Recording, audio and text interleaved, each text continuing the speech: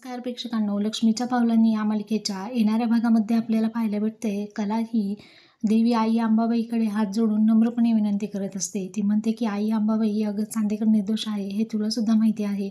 आता तूच यातून चांदेकरला वाचवू शकते. काहीतरी असं संकेत दे प्लीज, असं म्हणून ती मनोभावे देवीला हात जोडून प्रार्थना करत असते. त्याच वेळेस राहुल फोनवरती बोलत असतो. मम्मा, हे बघ, मी जो अद्वैतसाठी मोठा खड्डा खंदून ठेवला आहे ना, तो आता आयुष्यात कधीही वर येऊ शकणार नाही, असं बोलून तो फोन ठेवतो. तर कला हे सर्व ऐकते. आता कलाला बघून तो घाबरलेला असतो.